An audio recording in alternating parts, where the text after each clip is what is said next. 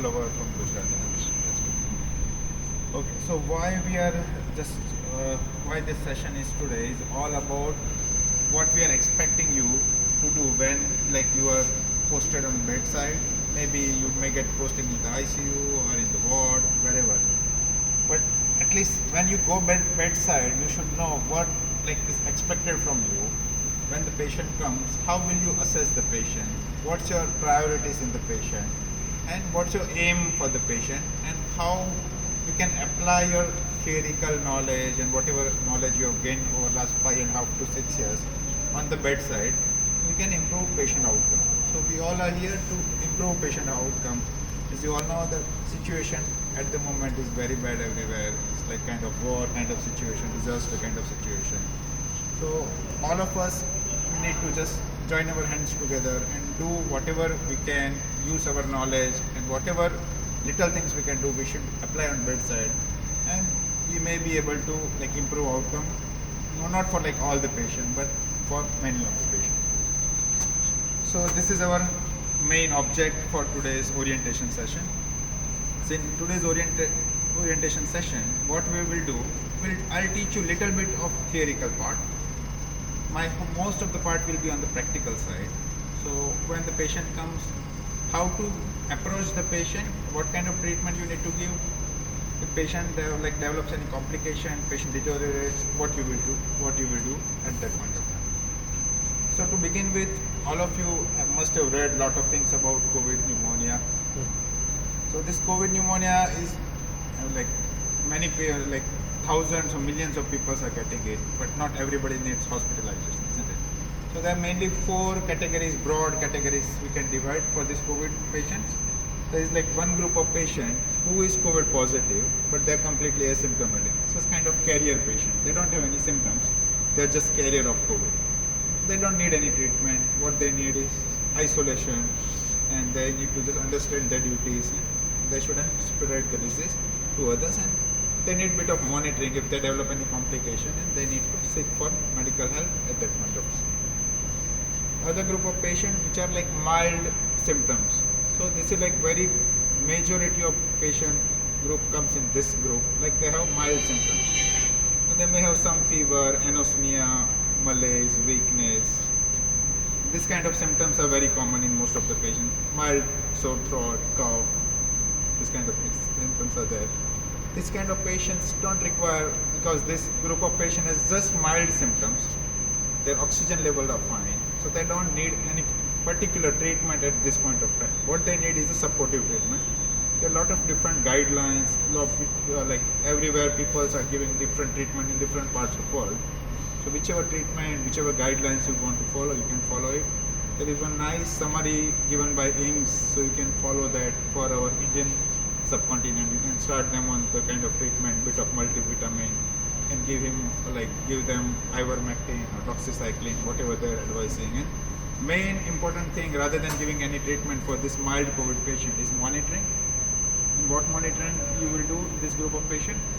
Yes. So main important monitoring here is oxygenation. So make sure that oxygen level is adequate. What's your target oxygen level? 94 up greater than 94%. So yes, we want to aim for greater than 94. If SpO2 level is more than 94, most of the organs of our body gets adequate oxygen supply. Here one thing comes, like sometimes patients are not hypoxic at rest. If you do a 6-minute walk test, they may become hypoxic. So any patients who have some symptoms, try to do a 6-minute walk test. If they become hypoxic, they are at risk of worsening. They may develop moderate to severe COVID pneumonia later on. If you pick up them early, monitor them very closely, start them on an appropriate treatment, so you can prevent further worsening for this group of patients. There is no strong recommendation to start steroid medication in this group of patients.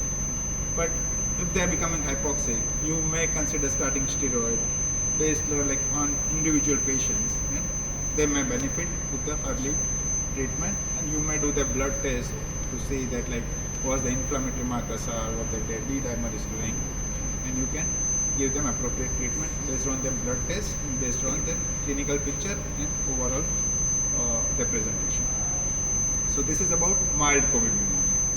You will not see this group of patients here. What you will see here is moderate and severe pneumonia. You want to just focus more on moderate and severe pneumonia here. So moderate pneumonia group of patients are the patients just with they will have some kind of hypoxia. So their SpO2 level is less than 94. They need some form of oxygen therapy to maintain their oxygenation. So we just divide them as a like as in a broad category as a maybe moderate kind of COVID pneumonitis patient. So any patient with a moderate COVID pneumonia, so diagnosis is very clear. You can do rapid antigen test, you can do RT-PCR. CT scan is not required for each and every patient. Okay, CT scan is required in very particular small segment of people where there is a diagnostic issues. If you are suspecting pulmonary embolism, the patient is not getting better even after treatment for a few days. So this group of patients require CT scan. So don't advise CT scan for each and every patient. Focus more on the therapeutic part, treatment part and monitoring part rather than doing investigations which are unnecessary, which will increase financial burden as well as at the moment workload on the system, which is like unnecessary. And the patients who really needs the investigation, their investigation will get unnecessary delay. This is moderate group of pneumonia. So diagnosis is very clear, like very easy thing to diagnose. Important thing here, management. So in management there are two kind of management. One is pharmacological management. You have to give some drugs to them. Another is oxygen therapy, and another third thing is complete non-pharmacological. We'll divide like this like broad three categories for patient management. So let's discuss one by one. So one non-pharmacological measures. What you can do for like non-pharmacologically to manage this group of patients who are requiring oxygen therapy as a moderate COVID pneumonia.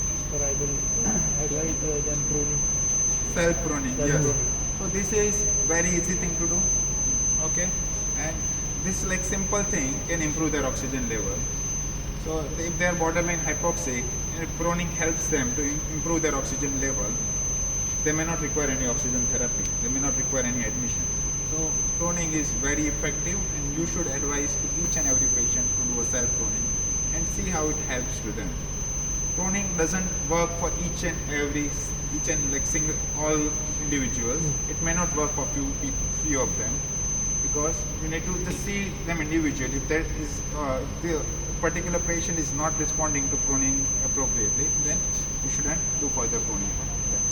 The first thing is pruning. Yes. What's the next thing you can do? I hope they purchased nasal prong.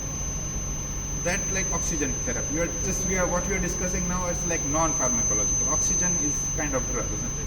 So what other things you can do non-pharmacologically? First thing is Tilting on pruning.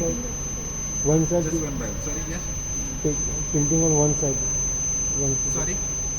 You Oh, should one give the side. patient Lateral on position. lateral position. So different kind of positioning. Proning, lateral. The patient are not able to do prone positioning. Prone positioning is ideal thing to do. They're not able to do prone positioning. You can give them, ask them to do lateral positioning.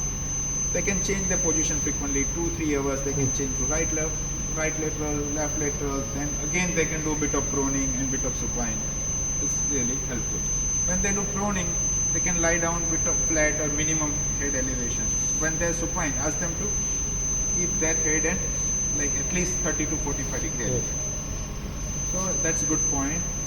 What are the things we can do non-pharmacologically?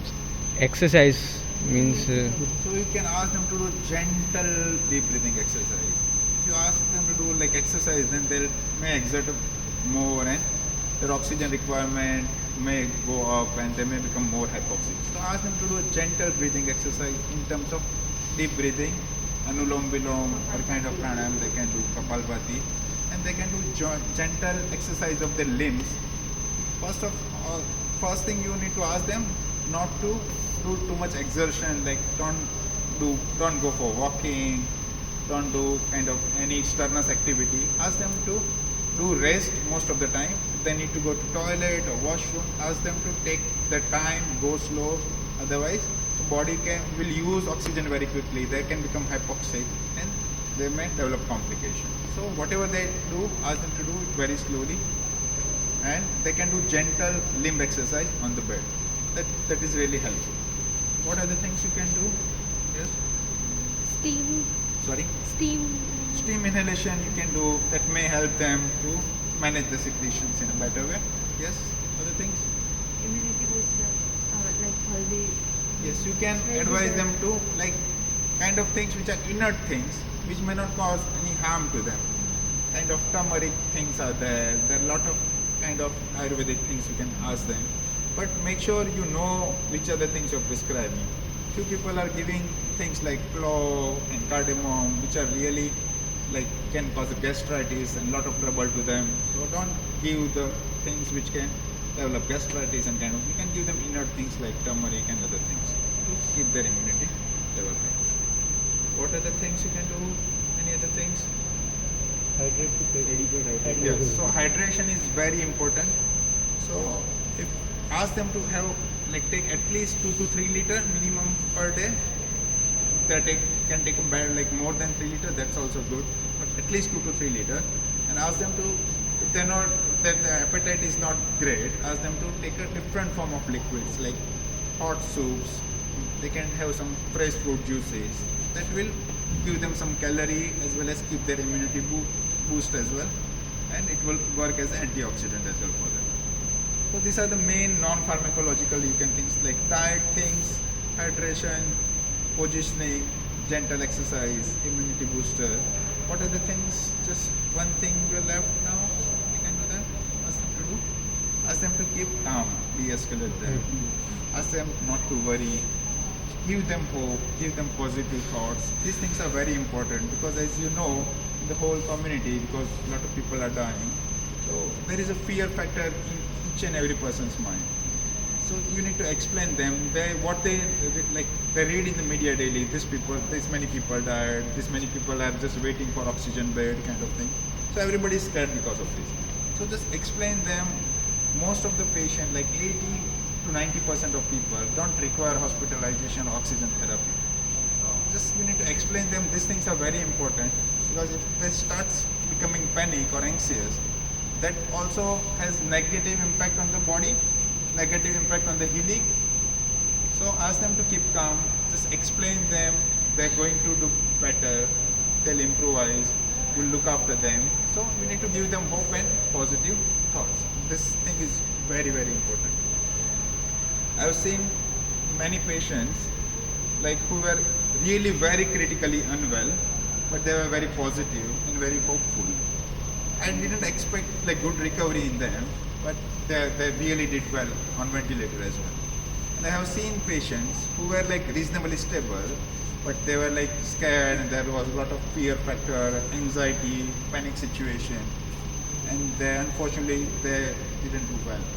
So body can produce lot of like natural steroids in the body, and body can heal like itself. So if you need to, if person is positive, motivated, body can heal the lungs and whatever pathology has happened in the body itself. So this thing is very, very important. So this is about non-pharmacological things. Let's go to on pharmacological things. So let's go on oxygen first, then we'll discuss about the drugs. So how will you give the oxygen to this patient? When you will give oxygen and how will you give oxygen?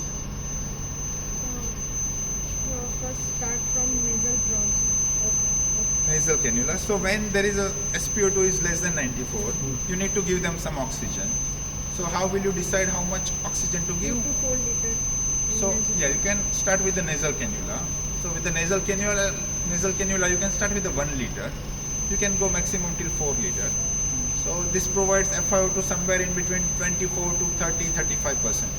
But there is no point giving very high flow like more than 5-6 liter through nasal cannula because it will be unnecessary wastage and it will cause discomfort to the patient. So if your patient is not maintaining adequate oxygen level with this nasal cannula, what's the next step here? To give higher FiO2? Yes? Just let her answer, yeah? Oxygen mask. So there are various type of oxygen masks are coming. So do you know which kind of mask we commonly use? Medicine.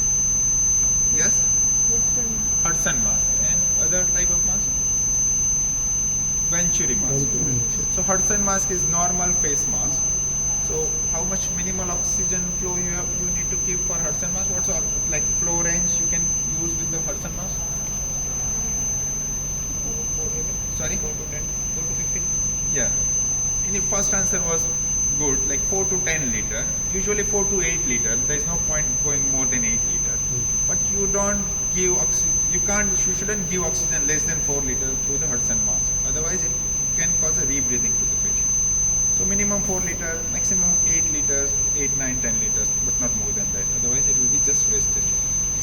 So with this mask you can give FiO2 from anywhere in between 30 to 50%. Okay. Other type of mask is you have seen already, isn't it? Which kind of mask? Venturi mask. So this is also type of mask, but works on a Venturi principle. So there is one kind of color-coded connectors in between mask and oxygen tubing. So on that connector, it's like color-coded as well as how much flow you have to give if you are using that connector, and if you use that much flow, how much FiO2 this machine will give. It is clearly written on that connectors. You will see when you go bedside. So that's a Venturi mask. You can use a different connector. It comes from like 24, 28, then like 40, 50, 60. There are different kind of connectors are available.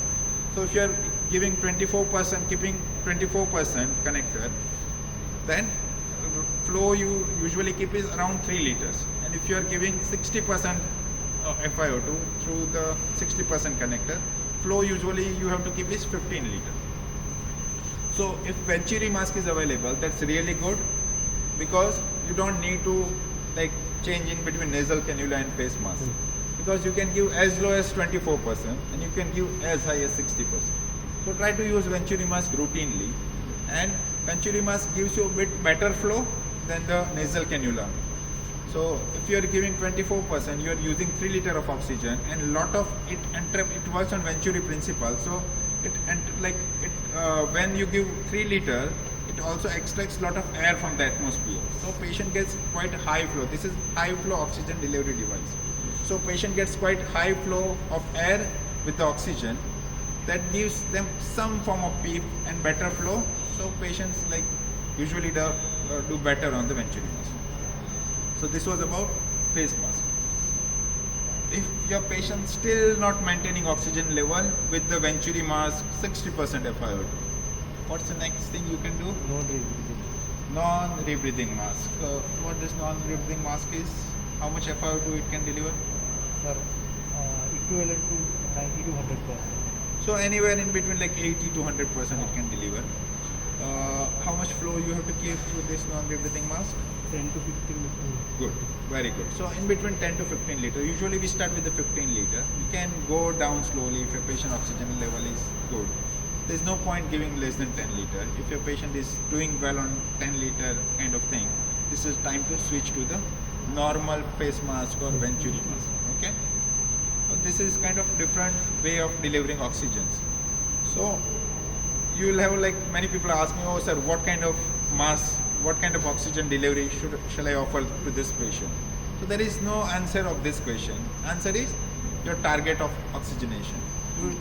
Whatever amount or like way of oxygen you need to give to the patient, give it, but keep your target more than 94. Don't keep your target very high as well.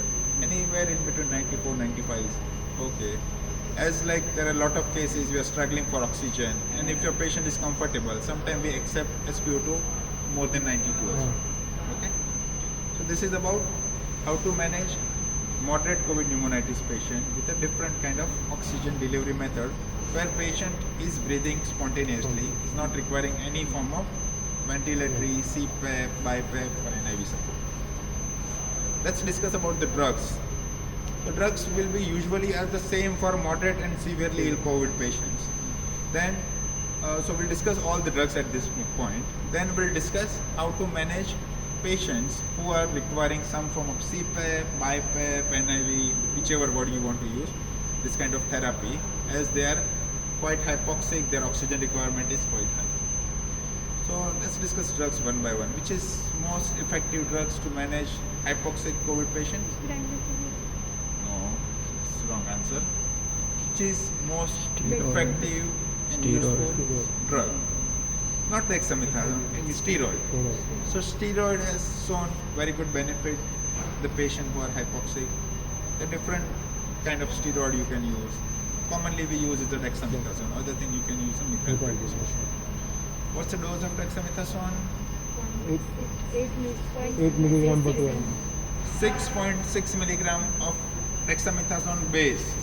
So that's equivalent to your dexamethasone salt. Usually what you get is a salt here. So what you have to use is the 8 milligram dexamethasone salt, which is equivalent to 6.6 milligram your dexamethasone base. So one vial which comes up 2 ml, so you need to use that 8 milligram and 2 ml vial for usual indicated dose is once daily. But if your patient has is showing very bad inflammatory response, you may titrate the dose up a bit depending on individual patients. So this is about dexamethasone. Normally we use once daily, we sometimes use twice daily, and the patient is very sick, sometimes we use thrice daily, 8 milligram thrice daily. Okay, but this hasn't shown, this is not recommendation, and this is not there is no any strong evidence to use higher dose than 8 milligram. Sir, yesterday there was a patient, his blood report showed D-dimer of 3300 and N2L ratio was 100. Okay. Was a very high N2L ratio, and lymphocyte was almost nil. Sir, so in that patient, how much dose we need to give? We have tried BD, dexamethasone. So that's what I'm telling you. There is no right and wrong answer. Okay. What the research study has shown and what recommendation and what strong evidence is for dexamethasone 8 milligram or methylprednisolone 1 to 2 milligram per kilo per day. So if you want to give if you are giving methylprednisolone 2 milligram per kilo, so for roughly adult patient 70 kilo patient, it comes 75 kilo patient, it comes 150 milligram of methylprednisolone per day. So if you want to convert this 150 milligram of methylprednisolone to dexamethasone, can anyone convert this please for me?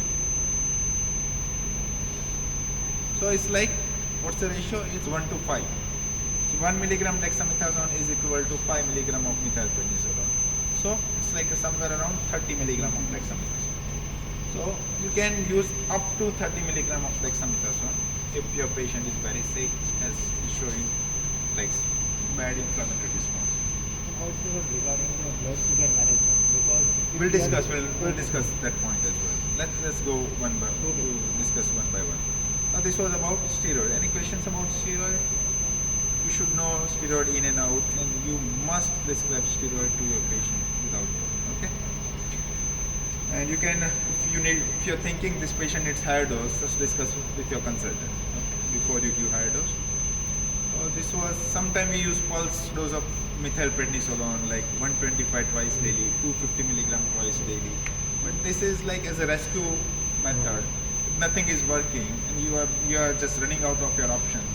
So we just usually, sometimes we give 1 gram of methylprednisolone for a couple of days as well to a patient who don't show response to any of the therapy as a rescue thing. But there is again no strong evidence for this either. So this was about steroid. Let's go to next drug. What you were telling previously? Remdesivir. Remdesivir. So what's the role of remdesivir? Which group of drug remdesivir is? It's antiviral drug, isn't it? So usually if you want to use remdesivir, when you have to use the remdesivir? Sorry? Not correct answer. What's the correct answer? When you will use remdesivir?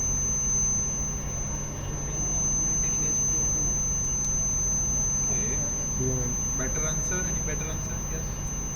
Answer well.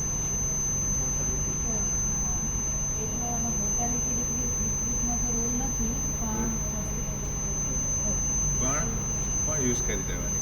What's the indication? Yes, it's a at the end of first week. At the end of first week. 5 to 10 days. Persistent within fever. 7 to 10 days. Because at that time we need to reduce the viral load. And once if the patient is severe, after 10 days we Yes. can't use that. So, to summarize, when you use remdesivir, any patient who is moderately ill, who is requiring any form of oxygen therapy, and they are like within like first week is usually is the ideal time to use remdesivir because that is a time for a viral replication. You can use till like beginning of second week, but there is no point using later than 10 days remdesivir. Other thing about remdesivir is like when you're like to use remdesivir, you need to make sure that your patient's renal functions are fine. They are not CKD patient. If the creatinine clearance is less, you shouldn't use remdesivir in that group of patients as well.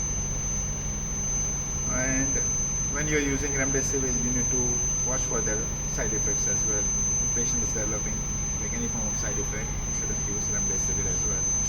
And when your patient requires any form of like intubation and mechanical ventilation, invasive ventilatory support, there is no point using remdesivir because that patient is already has gone in cytokine storm kind of situation, or the viral replication phase is already over. So there is no point using remdesivir for patient who has required invasive ventilatory support. So this is all about remdesivir. Okay. What's the next drug? You can use steroid, remdesivir, two things. Third thing, you can use it for mild patients. Okay. There is no strong evidence, so I won't recommend. Low But- molecular weight. Yes. So what third things you shouldn't forget is anticoagulation, not low molecular weight. Which are types of anticoagulation you can use? Low molecular weight equine, then ecosprin, Sorry, ecosprin or enoxaparin, ecosprin is not anticoagulant. It's enoxaparin, antiplatelet. enoxaparin. That's low molecular weight equilibrium. What two other things? Nebicatin. What's that called? Telling one group. Yes. What is that group of drug called? Come on. You know just Nebicatin. What's that called? It's DOAC. Directly acting oral anticoagulant. Okay. So the DOAC or NOAC drug. There is Dabigatran, Rivaroxaban, Apixaban, Edoxaban. There are a lot of different DOACs are available. So you can use